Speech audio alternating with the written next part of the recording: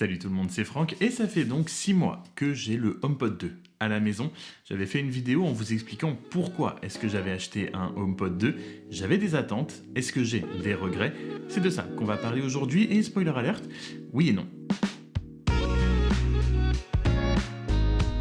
Le HomePod, deuxième génération, quand il est sorti, personne n'a trop compris pourquoi, mais je vous l'ai dit, ça fait donc 6 mois maintenant que je l'ai à la maison, et je voulais vous en parler parce que dans la première vidéo que j'ai fait dessus sur pourquoi je l'ai acheté, donc, je vous ai dit que j'avais pris un petit peu un pari, ce qu'il ne faut absolument pas faire normalement, mais je m'étais dit, avec un peu de chance, Apple Intelligence va sortir sur le HomePod, et ça va devenir un appareil incroyable. On en reparlera un petit peu plus tard de ça, puisque vous le devinez, ça fait partie des regrets. Tout d'abord, mettons les choses au clair, je ne suis absolument pas un audiophile, je ne suis pas du tout un expert du son, donc je ne peux pas vous dire précisément avec des graphiques, avec des mesures, etc.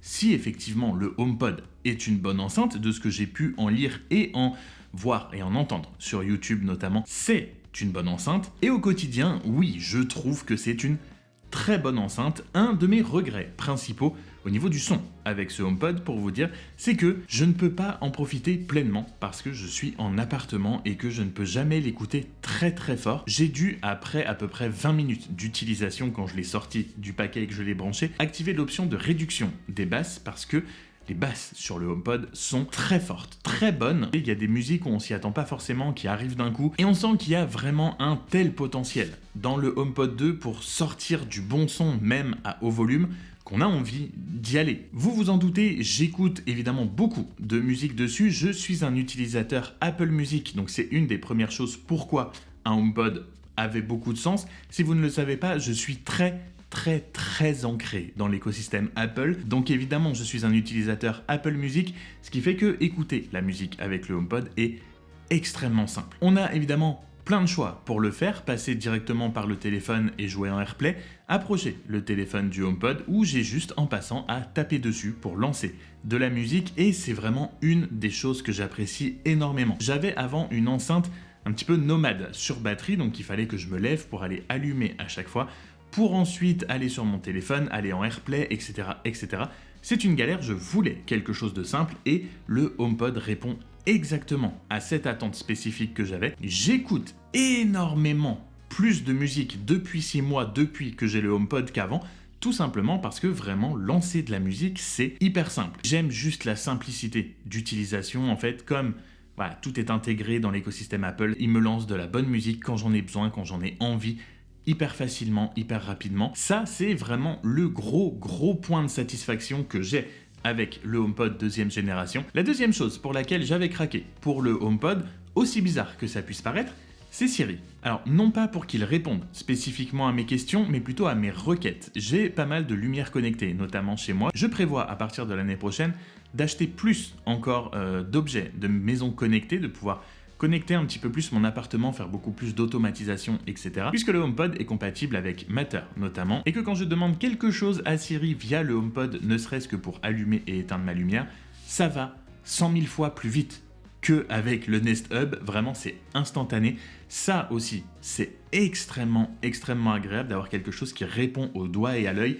Si je lui demande d'allumer ma lumière, dans la seconde qui suit, mes lumières sont allumées. Alors, je mets quand même un petit bémol parce que forcément, c'est Siri, donc il ne comprend pas forcément tout parfaitement tout le temps, mais 9 fois sur 10, il fait exactement ce que je lui demande. Ça aurait pu être encore plus simple avec du langage naturel, mais Apple Intelligence ne sera pas dessus, on en reparlera encore une fois. Mais voilà, en termes de hub de maisons connectées et de gestion de maisons connectées, le HomePod, voilà, c'est génial, c'est instantané. Autre très bon point pour le HomePod qui est aussi un petit peu relié avec tout ce qui est gestion de maisons connectées, c'est que le HomePod entend extrêmement bien. Quand on lui parle, les micros sont très sensibles, même si on est un petit peu loin dans une autre pièce, avec un son un petit peu étouffé ou qu'on parle pas forcément très fort à côté, il va très bien nous entendre, même avec du bruit autour, même avec de la musique qui est déjà en train de jouer. Et ça, c'est pareil. Le nombre de fois où je dois me reprendre pour parler à mon Nest Hub, pour activer l'assistant Google, des fois 2, 3, 4 fois, il entend toujours pas ce que je dis,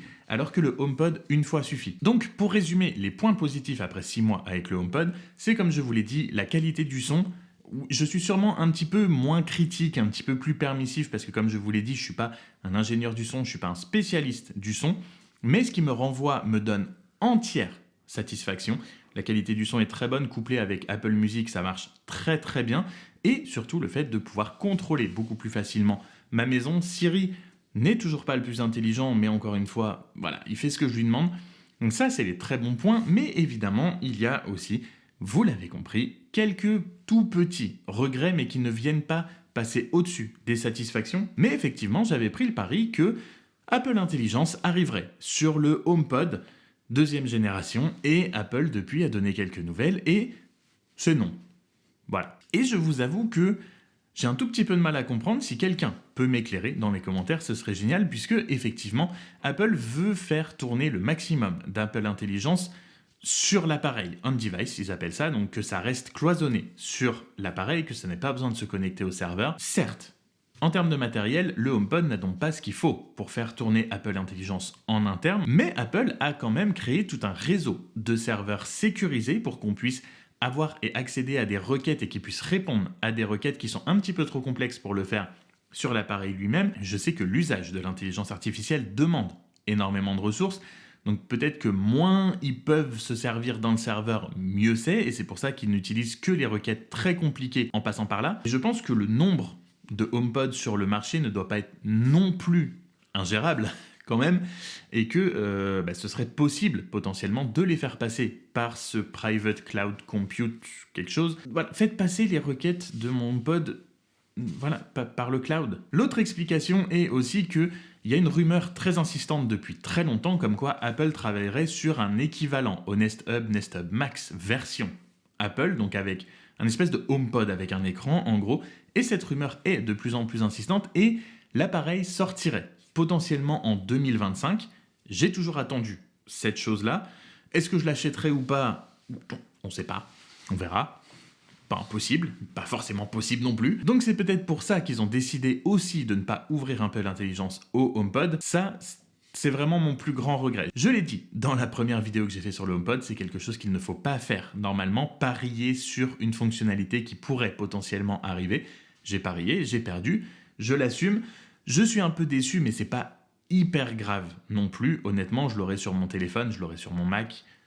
Si j'ai quelque chose à faire, je le ferai sur mon téléphone ou mon Mac, tant pis, ça aurait été bien de pouvoir le faire beaucoup plus facilement. Mais ce n'est pas le seul regret que j'ai avec ce HomePod, j'en ai un deuxième qui est de ne pas en avoir un deuxième, justement, pour pouvoir les appairer en stéréo et profiter au maximum des performances du HomePod et de la qualité musicale d'Apple Music. Alors certes, c'est 350 € le HomePod, je dis pas que si j'en prends un deuxième, je le repayerai 350 €, parce que ça fait cher pour une paire d'enceintes, mais j'avoue que quand même, maintenant qu'avec celui-là, j'ai pris goût à écouter beaucoup plus de musique, si je pouvais avoir la meilleure expérience possible, ce serait génial. Alors oui, effectivement, pour le prix de deux HomePod, il y a certainement des configurations équivalentes qui pourraient très bien fonctionner. Voilà, si j'en suis à acheter un deuxième HomePod, peut-être que je pourrais acheter une Apple TV pour aller avec ça et en faire les enceintes de ma télé aussi. Bref, quand je vous dis que je suis très ancré dans l'écosystème Apple, je sais ce qu'il y a autour. Ne vous inquiétez pas, je regarde ce qui se fait autour, mais je suis bien aussi dans l'écosystème Apple, ça marche très bien, et certes, ça ferait une installation chère, mais ce serait aussi pas mal comme installation quand même. Mais on verra tout ça en 2025. Pour le moment, je n'en ai qu'un de HomePod, avec le HomePod mini qui est dans le bureau aussi, dont je suis aussi très content. J'ai fait une vidéo sur le HomePod mini si ça vous intéresse. Ça peut faire un très bon cadeau de Noël, un HomePod mini, je dis ça, je dis rien. J'ai pas mal hésité à cause du prix avant de l'acheter, on va pas se mentir, c'est aussi un gros facteur. Mais comparé à ce qui se faisait avec Sonos notamment, j'ai finalement décidé de passer le pas et écoutez, si j'en achète un deuxième en 2025, je vous dirai, si ça vous intéresse, ce que ça donne. Une paire de HomePod deuxième génération en stéréo, et si un HomePod avec un écran sort, si un jour vous voyez popper une vidéo sur ma chaîne là-dessus, ne vous étonnez pas. Voilà, ce sera tout pour moi pour aujourd'hui. J'espère que cette vidéo vous aura plu et vous aura été utile. Si c'est le cas, comme d'habitude, n'hésitez pas à vous abonner avant de partir. Prenez soin de vous, on se retrouve très vite dans une prochaine vidéo. Salut!